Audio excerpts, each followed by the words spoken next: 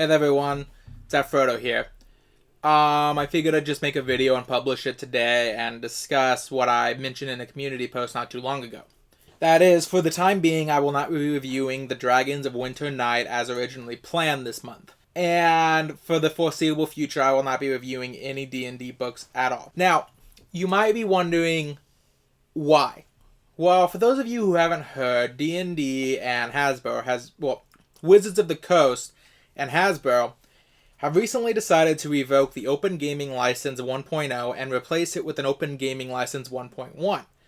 Now, they claim this is to protect their intellectual property and improve upon the rules that had already been set in place by the original OGL. And that is a fat load of crap. And everyone knows it. Just based on their actions, and even based on a whistleblower's statement, the Open Gaming License 1.1 is nothing more than an attempt to be as greedy as possible. Now, I'm no lawyer, and obviously I'm not going to sit here and be able to interpret the legalese of every document that they presented explaining this. Because of that, I will be leaving down below links to certain lawyer tube, I think that's what you call it, or legal tube, the part of YouTube where lawyers talk about stuff.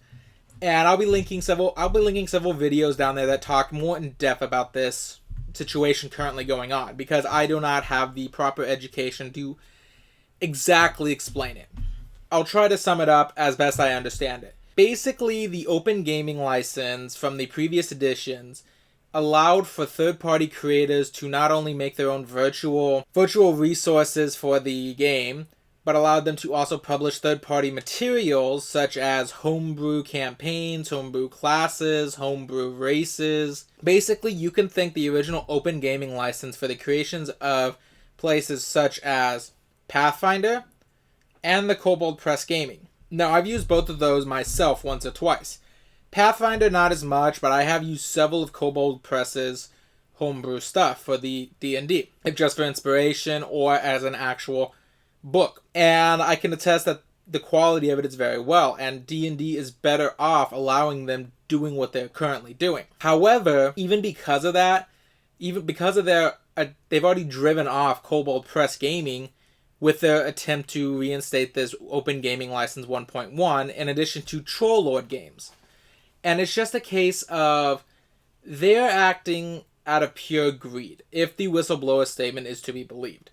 And that is just something I cannot accept.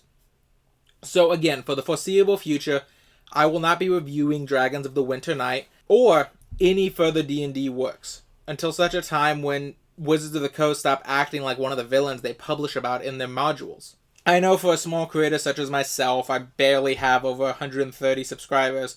This is going to be nothing more than a small drop in the bucket. However, this is more of a personal thing for me. I am very attached to D&D and role-playing in general. And the idea that Wizards of the Coast can put out something that do something like this, I just personally cannot accept. So for the time being, no more D&D on this channel. And that hurts to say. Again, if you want more legalese aspects of what's been happening, I'm going to post a few down below. Hopefully they can explain the situation slightly better than I can with more legal terms and more rooted in the actual wording of the document. I'm going to explain the new schedule real quick. So, obviously, since Graceling won't be going up today, I'll be publishing Graceling on Friday. And then I will be publishing a Kindle book that I read called Radio Apocalypse on Monday. I know it kind of goes against the theme I was going for this month, but it's the only book I had read in a small period of time that would allow me to talk about it. The Deep Blue review will remain where it is, and for that moment, that is where how the schedule has changed. Anything else in between hasn't been decided for sure yet, but this is just to let you guys know in person in a video, basically, not just in a community post.